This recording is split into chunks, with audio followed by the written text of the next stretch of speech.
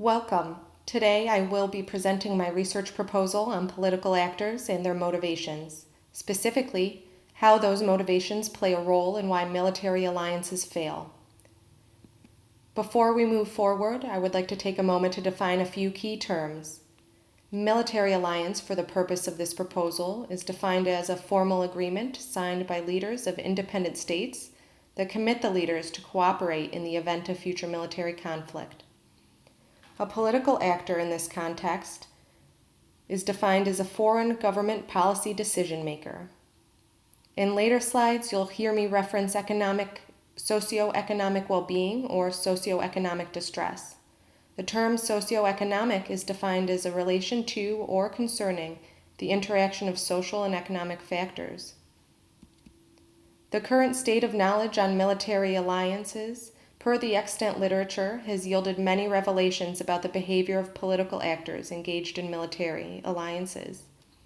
Though this presentation doesn't offer the opportunity to reference all of them, a few are of note. First is the function of political party on the influence of behavior.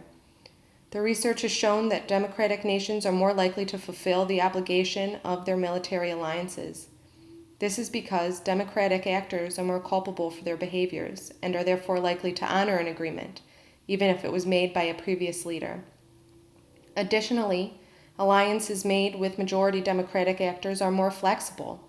These more flexible treaties often require the signatories to counsel, but not obligate them to financial or military intervention. That being said, treaties with more flexible provisions have been shown to be more reliable over time. The extant literature does leave gaps, two of which this research proposal seeks to fill. The first is the relevance of the data. Though both this research and the research provided by the extant literature use the ATOP data sets due to their ease of accessibility and historical reference. The previous literature uses all data available via ATOP, dating all the way back to 1815. The geopolitical landscape has seen significant changes since 1815. Not only have nations risen and fallen, but the economy has become globalized, and communication and military prowess have transformed. My research will only use data provided by ATOP dating back the last 50 years in hopes of yielding more useful information which can be used as a tool to craft future alliances. Secondly, though the previous research demonstrates the relevance of political party in the selection of strategic partnerships and sustained military alliances, it does not speak to the reasons why alliances fail. That is where my hypothesis has found a home. My hypothesis is a political actor under domestic socioeconomic distress will be more likely to renege on international agreements. It is my theory that a correlation can be drawn between a nation's socioeconomic well-being and their ability or interest in fulfilling prior obligations to the global community. The design for my research proposal will utilize data collected from the Alliance Treaty Obligations and Provisions Project, or ATOP. It is the same data set used by researchers in the extant literature. However, to make my findings more relevant, I will focus on data collected between 1969 to 2016, which reflects available data for the last 50 years. After limiting my data to the last 50 years, I then remove any treaty still in effect, as no members have reneged on their obligations, and it is therefore not relevant to this research. I removed any treaty replaced by or phased out by a more relevant treaty with the same signatories, or treaties where the obligations were met and the treaty satisfactorily resolved. Thus yielded a short list of political actors that intentionally failed to fulfill their alliance obligations within the last 50 years. Now that I had my data set for my dependent variable, I set parameters for gathering data on what I feel are the best indicators of a political actor's socioeconomic well-being, or my independent variable.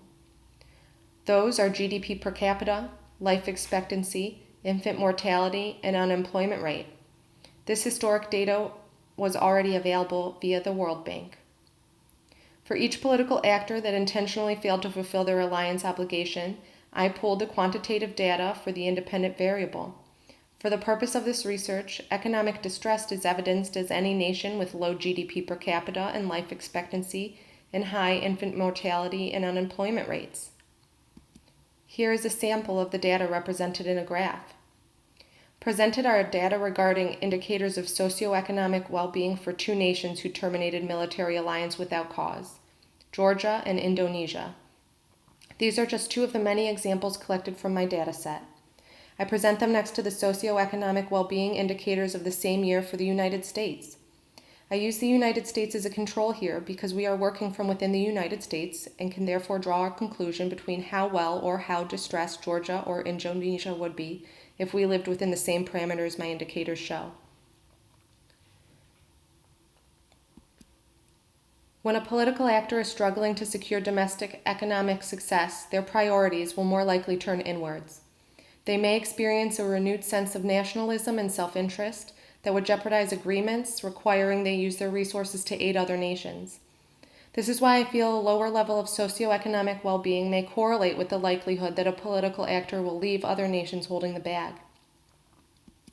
This research is of significance as the findings can be utilized in the formation of future military alliances, to create more sustainable international strategic partnerships, or to predict a political actor's behavior when viewed through the lens of certain economic indicators.